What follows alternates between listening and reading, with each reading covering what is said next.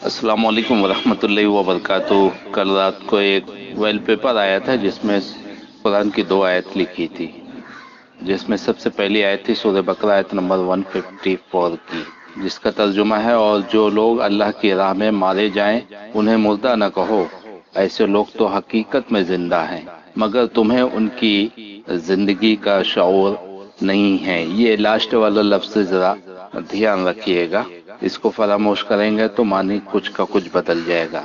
मगर तुम्हें उनकी जिंदगी का शऊर नहीं है। मौत का लफ्ज है और उसका तस्वुर इंसान के जहन पर एक हिम्मत शिकन असर डालता है, इसलिए इस बात से मना किया गया है कि शोहदा फी सबीलिल्लाह को मुर्दा कहा जाए।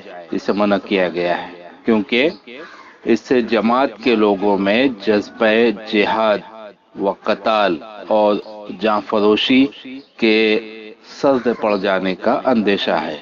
यानी हौसला अफजाई की गई है कि अल्लाह की राह में जो मारे जाए उन्हें मुर्दा ना कहो। अच्छा, ये किस पस मंजर पे अल्लाह ताला ने कहा है वो आगे दूसरी आयत में इसकी वजाहत करूंगा। इसके बजाय हिदायत की गई है कि अहले ईमान अपने जहन में ये तस्वुर जमाए रखें कि जो शख्स अल्लाह की राह में जान देता है वो हकीकत में हयात जादवा पाता है। ये तस्वुर बमुताबिक वाकई भी है और इससे रूह शुजात भी ताज़ा होती है और ताज़ा रहती है। अगली आयत है सूरह आल इमरान 169 की। जो लोग अल्लाह की राह में कत्ले हुए हैं उन्हें मुर्दा न समझो, वो तो हकीकत में जिंदा हैं, अपने रब के पास रिस्क पा रहे हैं। आखिरी लाइन भी याद रखिएगा, अपने रब के पास रिस्क पा रहे हैं। शोहदा और जन्नत में उनकी तमन्ना। अल्लाह ताला फरमाता है कि गो शहीद फी सबीलिल्लाह दुनिया में मार डाले जाते हैं लेकिन आखिरत में उनकी रूहें जिंदा रहती हैं और रिस्क पाती हैं। इस आयत का शान नुज़ूल ये है कि रसूलुल्लाह सल्लल्लाहु अलैहि वसल्लम ने 40 या 70 सहाबियों को बियर मौना की तरफ भेजा था। ये जमात जब गार तक पहुंची जो उस कुएं के ऊपर थी तो उन्होंने वहां पड़ाव किया और आपस में कहने लगे, कौन है जो अपनी जान खतरे में डालकर अल्लाह के रसूल सल्लल्लाहु अलैहि वसल्लम का कलमा उन तक पहुंचाए। एक सहाबी इसके लिए तैयार हुए और उन लोगों के घरों के पास आकर बावज बुलंद फरमाया, ए बियर मौना वालो सुनो, मैं अल्लाह के रसूल सल्लल्लाहु अलैहि वसल्लम का कासिद हूँ।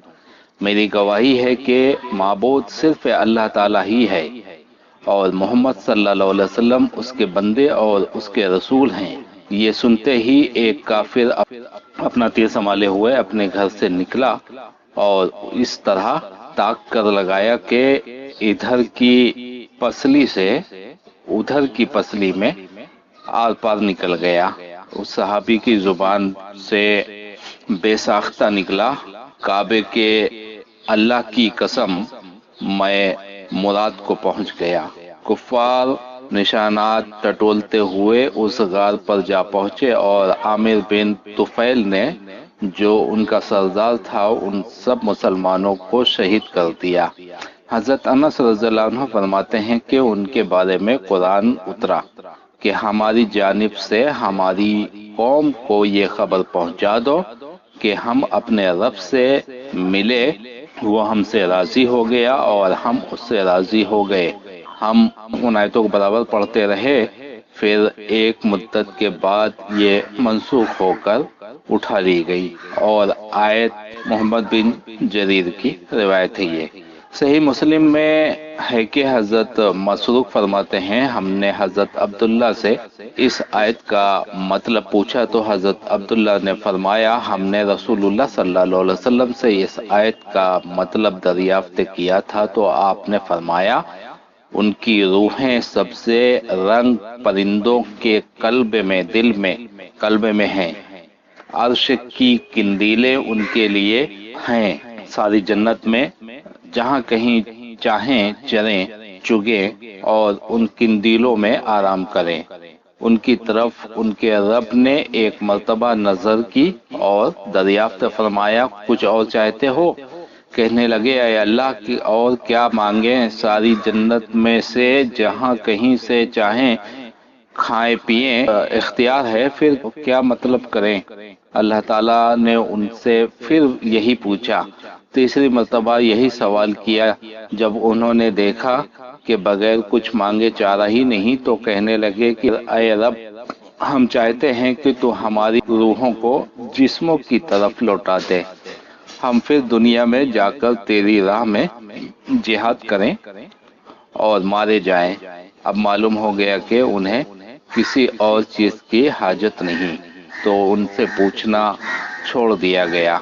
رسول اللہ صلی اللہ علیہ وسلم فرماتے ہیں جو لوگ مر جائیں اور اللہ کے ہاں بہتری پائیں وہ ہرگز دنیا میں آنا پسند نہیں کرتے، مگر شہید کے وہ تمنا کرتا ہے کہ دنیا میں دوبارہ لوٹایا جائے اور دوبارہ راہ اللہ میں شہید ہو، کیونکہ شہادت کے درجات کو وہ دیکھ رہا ہے۔ مسند احمد کی روایت ہے یہ۔